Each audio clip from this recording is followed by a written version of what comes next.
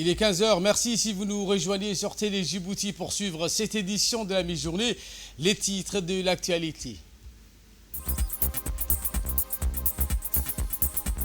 Formation intensive au profit des chefs d'établissement organisée par le ministère de l'Éducation nationale et de la formation professionnelle. Également dans l'actualité de ce 15 heures, une attaque sans précédent contre Israël effectuée par l'armée de Dieu, Hezbollah. Voilà pour le sommaire. Merci si vous nous rejoignez sur Télé Djibouti. Alors que la saison estivale touche à sa fin, Djibouti s'apprête à vivre une rentrée politique pleine de promesses et de défis.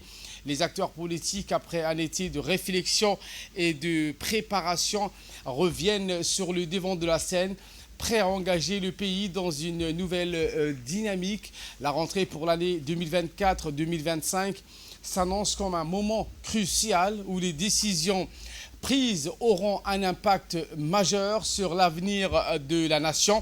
Le gouvernement, conscient des attentes de la population, se prépare pour sa part à aborder des thèmes essentiels tels que le développement économique, la modernisation des infrastructures et le renforcement des relations internationales. Dans les prochains jours, les discours et les déclarations se multiplieront.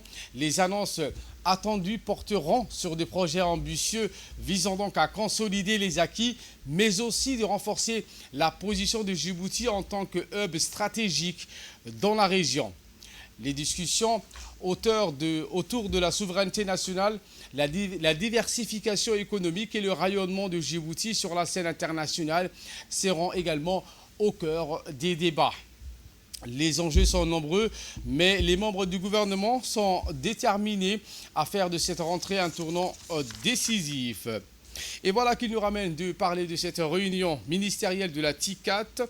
C'était du 24 au 25 à Tokyo, où l'ambassadeur Mohamed Ali Hassan, secrétaire général du ministère des Affaires étrangères et de la coopération internationale, à la tête d'une importante délégation comprenant Ibrahim Biledou Ali, l'ambassadeur de la République de Djibouti au Japon, M. Jama Ali, premier conseiller de l'ambassade de Djibouti à Addis Abeba, Hassan Ibrahim Mohamed, premier conseiller de l'ambassade de Djibouti à Tokyo, et Mohamed Hassan Sougal, sous-directeur Asie-Océanie du ministère des Affaires étrangères et de la coopération internationale, ont participé tous à cette réunion ministérielle de la TICAT qui a eu lieu du 24 au 25 à Tokyo dans le cadre de la préparation de la 9e conférence internationale de Tokyo sur le développement de l'Afrique qui se tiendra en août 2025 à Yokohama. Donc, au Japon. Je vous le disais en titre, dans le cadre des préparatifs de la rentrée scolaire 2024-2025, le ministère de l'Éducation nationale et de la formation professionnelle a organisé aujourd'hui un stage de formation préliminaire à l'intention des chefs d'établissement scolaire et de leurs adjoints. Formation qui se déroulera du 26 au 29 août 2024 au Centre de formation des enseignants de l'enseignement fondamental, le CFEF Omar Gueli Ahmad, qui vise donc à préparer efficacement le personnel d'encadrement et la mise en œuvre des révisions curriculaires et au développement professionnel des chefs d'établissement et de leurs adjoints. Une session de formation qui a permis aux chefs d'établissement de se familiariser avec les dernières tendances et pratiques du secteur de l'éducation, a souligné le directeur de la scolarité et des ressources pédagogiques, M. Dabbar Moussa Aguedi. Cette initiative s'inscrit dans la volonté affirmée du MENFOP de renforcer les capacités des chefs d'établissement et de leurs adjoints afin de mener donc à bien leur mission. En d'autres termes, le défi principal consiste donc à garantir les chefs d'établissement soient bien préparés, bien intégrés les nouvelles directives pédagogiques. C'est ce qu'a indiqué donc une responsable lors d'une interview de presse. Aujourd'hui présent pour une formation désignée aux responsables d'établissement, aux directeurs d'école. Cette formation est c'est une formation sur les résultats des évaluations des élèves durant l'année scolaire. À partir des analyses de ce résultat, une stratégie de formation sera mise en place et surtout des stratégies pour améliorer les résultats des élèves et mettre en place pour les enseignants, mais aussi pour les chefs d'établissement. Le général de corps d'armée, Zakaria Cheikh Ibrahim, chef d'état-major général des armées, a reçu aujourd'hui à son bureau à l'hôtel des officiers de l'armée Hassan Bassouma Hassan, le nouveau commandant des forces françaises stationnées à Djibouti, le général de brigade aérienne Sébastien Vayette. Les Françaises stationnées à Djibouti, il reste congé. La rencontre a permis au général de brigade aérienne Sébastien Vayette de se présenter officiellement au chef d'état-major général des armées, le général de corps d'armée Zakaria Cheikh Ibrahim. Le général Zakaria a profité de l'occasion pour tracer les grandes lignes de la coopération militaire entre les forces armées djiboutiennes et ce détachement français, tout en réaffirmant les règles et principes qui encadrent les activités des FFDJ à Djibouti, c'est-à-dire les forces françaises stationnées à Djibouti. Au cours de l'entretien, plusieurs sujets d'intérêt commun ont été abordés entre les deux hommes. Ils ont insisté sur l'importance de maintenir un haut niveau de coordination et de respecter les protocoles établis pour garantir une coopération efficace et respectueuse des souverainetés nationales. Le SEMGA a terminé donc la rencontre avec le général de brigade aérienne Sébastien Vayette, une bonne prise de fonction et en exprimant sa confiance dans la continuité d'une coopération fructueuse entre les forces armées djiboutiennes et les forces françaises stationnées à Djibouti, les FFDJ. Dans la journée d'hier, une mission de reconnaissance a été menée dans la région de l'unité d'Ikil, au nord-ouest du pays, plus précisément dans la plaine de Kadamarmar, à la frontière entre Djibouti et l'Éthiopie. Cette opération menée par le chef d'état-major général des armées s'inscrit dans le cadre de la surveillance continue et de la sécurisation des frontières nationales. Les unités déployées ont procédé à des relevés et des observations sur le terrain afin d'évaluer la situation dans cette région stratégique. Sur place, le général a retrouvé les unités du Riad qui avaient déjà pris en charge la sécurisation de la zone et était en pleine opération dans le secteur. L'objectif principal était de confirmer les données recueillies et d'évaluer la situation sur le terrain. Après des observations et des relevés, il a été confirmé que certaines zones nécessitent une attention accrue afin de garantir la sécurité et l'intégrité territoriale. Cette mission s'inscrit dans les efforts constants de nos forces armées pour protéger l'intégrité territoriale et assurer la sécurité des citoyens djiboutiens. Le SEMGA, quant à lui, a souligné l'importance de la vigilance et de la coopération régionale pour maintenir la stabilité dans cette zone. Et le grand format de ce 15 heures porte sur les parfums locaux. Les détails dans cette séquence.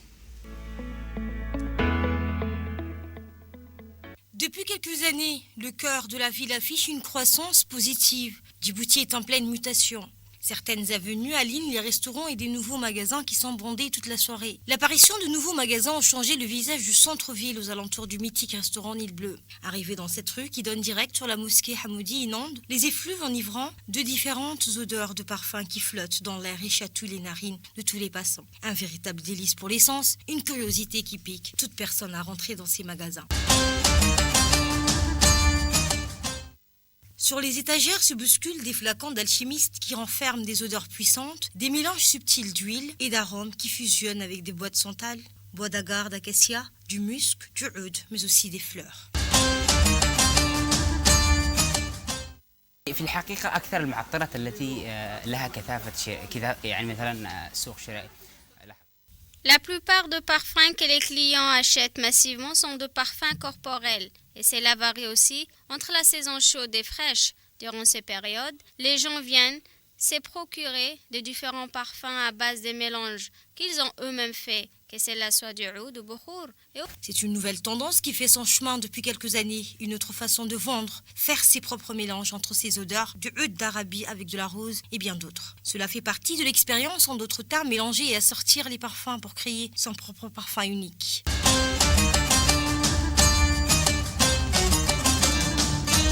Ces senteurs exotiques sont subtiles, certains sont audacieuses et chacune possède son charme unique. Pour certains des clients, il faut peu de temps pour trouver le parfum qui leur correspond, tandis que pour les novices, c'est un véritable voyage olfactif.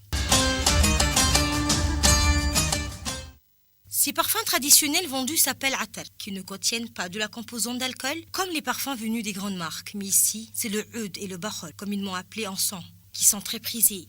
Un classique de la parfumerie, fort de son odeur très puissante, quoi faire tourner la tête des clients qui rentrent dans cette caverne d'Ali Baba. Les gens découvrent ces nouveaux parfums depuis quelques années, une tendance qui s'affirme. De plus en plus de clients viennent chez nous pour découvrir aussi que cela soit le parfum mélange ou autre. Ils viennent se procurer aussi des bokhour, mais aussi des oud. Nous avons plus de clients pendant le début du mois et de moins en moins jusqu'à la fin du mois. Depuis quelques années, ces magasins se sont fait une place dans le marché djiboutien. Ils vendent des parfums au choix de tous, à des prix abordables. Ils sont plusieurs qui font le bonheur majorité d'une clientèle qui vient se procurer de leurs mélanges les plus délicats, venus d'Arabie, dont le sillage vous propulse au cœur du Moyen-Orient. À Ali Sabié, cette fois où la brigade de la douane d'Ali Sabié, en collaboration avec la police de détachement de la région, ont réalisé une importante saisie de cas de contrebande à la frontière du Galilée avec l'Éthiopie, ou sous la direction de Mohamed Moumin Hassan. Cette opération exemplaire démontre une fois de plus l'engagement sans faille du service de lutter contre la contrebande et les produits illicites. Au cours de cette opération, une cinquantaine de colis de 4 ont été saisis, l'équivalent de 2300 kg. Une saisie significative qui reflète les efforts continus des autorités djiboutiennes pour combattre le trafic du 4. Les autorités rappellent leur détermination à poursuivre ces actions pour mettre fin à la contrebande et du trafic des drogues dans la région. Elles tiennent à remercier tous les agents impliqués dans cette opération pour leur professionnalisme et leur dévouement. Et bien, selon la procédure standard en vigueur, la quantité de 4 a été détruite sur place en présence du chef de la brigade de la douane, M. Mohamed Moumin Hassan. En nouvelle du monde cette fois, je vous le disais en titre, le Hezbollah mène une attaque sans précédent vers Israël. Les détails avec Moumine. Le secrétaire général du Hezbollah, Hassan Nasrallah, a annoncé dimanche dans une allocution télévisée le succès de la riposte à l'assassinat par Israël du haut commandant militaire au sein du parti libanais, Fouad Choukour, accusant Tel Aviv de mensonges et d'échecs. Dimanche à l'aube, l'armée israélienne et le Hezbollah ont mené la plus grande offensive entre eux depuis le début des bombardements mutuels le 8 octobre dernier, de part et d'autre de la ligne bleue, selon le correspondant d'Anadolu.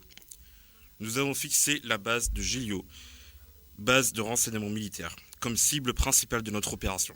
La base abrite l'unité 8200 chargée de la collecte des informations, de l'écoute et de l'espionnage. Elle se trouve à 110 km de la frontière du Liban et à seulement 1500 km de Tel Aviv, a déclaré Nasrallah, précisant avoir tenu à cibler les sites du renseignement militaire et de la force aérienne israélienne pour leur implication dans l'assassinat du dirigeant Fouad Choukour. Et de poursuivre, nos données indiquent qu'un nombre important de drones ont atteint les 2 cibles spécifiées, mais l'ennemi n'en dit rien, comme d'habitude. C'est l'ennemi israélien qui a provoqué l'escalade sur le front sud, a accusé le secrétaire général du Hezbollah, estimant que l'ennemi israélien a franchi toutes les lignes en attaquant la banlieue sud il y a quelques semaines et en assassinant le haut dirigeant Fouad Choukour. Et de noter, nous avons patienté après l'assassinat du dirigeant Fouad Choukour pour donner une chance aux négociations sur Gaza. Mais Netanyahou a posé de nouvelles conditions. Réagir hâtivement au plus fort de la lettre israélienne et américaine aurait pu signifier l'échec, a-t-il encore expliqué. Nasrallah a évoqué une riposte du Hezbollah contre Israël. Nous n'avons pas utilisé de missiles balistiques dans notre opération d'aujourd'hui, mais nous pourrions y recourir à l'avenir ou bientôt, a-t-il indiqué, affirmant qu'après le succès de l'opération, Israël a mené des raids au sud Liban, entraînant la mort d'un membre du mouvement Amal et de 2 autres du Hezbollah. Israël a détruit des dizaines de lanceurs de missiles, mais nous en avons des milliers, a lancé Nasrallah. Pour exiger la fin de la guerre contre Gaza, Les factions libanaises et palestiniennes au Liban, notamment le Hezbollah, échangent des bombardements quotidiens avec l'armée israélienne depuis le 8 octobre dernier, faisant des centaines de morts et de blessés, majoritairement du côté libanais. Israël occupe depuis des décennies des territoires au Liban, en Syrie et en Palestine. Les Jeux olympiques d'été 2024 étant désormais terminés, Paris se met en mode paralympique. Les détails également avec Moussa Bachir. Les Jeux olympiques d'été 2024 étant désormais terminés, Paris se concentre sur le prochain grand événement sportif de l'été, les Jeux paralympiques qui se dérouleront du 28 août au 8 septembre. La ville se prépare à accueillir quelques 4400 athlètes paralympiques concourant dans 23 disciplines différentes. Les organisateurs profitent de l'accalmie post-olympique pour préparer les sites où se dérouleront des épreuves allant du rugby en fauteuil roulant à l'athlétisme paralympique. La place de la Concorde, qui a accueilli le skateboard, le breaking et le basketball 3x3 pendant les Jeux olympiques, est en pleine effervescence depuis la clôture des Jeux le 11 août. La place historique accueillera la cérémonie d'ouverture des Jeux paralympiques mercredi prochain, marquant ainsi la première fois que l'événement se déroulera en dehors d'un stade. Le président de Paris 2024, Tony Estanguet, souhaite maintenir l'enthousiasme suscité par les Jeux olympiques, tout en mettant en lumière la discrimination à l'égard des personnes handicapées. Nous voulons voir comment, à notre niveau et avec humilité, nous pouvons contribuer à changer ce regard sur le handicap, a-t-il déclaré à l'Associated Press depuis le village britannique de Stoke Mandeville, d'où la flamme paralympique entame son voyage vers Paris. La plupart des sites paralympiques resteront utilisés par les Jeux paralympiques. Le château de Versailles accueillera des épreuves para-équestres. Le Grand Palais accueillera l'escrime en fauteuil roulant et le site situé sous la Tour Eiffel qui accueille le volleyball de plage accueillera désormais le blind football, une adaptation du football pour les joueurs malvoyants. Malgré des rues calmes, la sécurité reste renforcée. Le ministre français de l'Intérieur Gérald Darmanin a annoncé le déploiement de quelques 25 000 policiers pendant les Jeux paralympiques, ainsi afin de garantir le maintien de mesures de sécurité renforcées. Les organisateurs promettent un spectacle inédit pour la cérémonie d'ouverture qui réunira des milliers d'athlètes et des dizaines de milliers de spectateurs. Voilà pour l'essentiel de ce 15h. Merci de votre fidélité.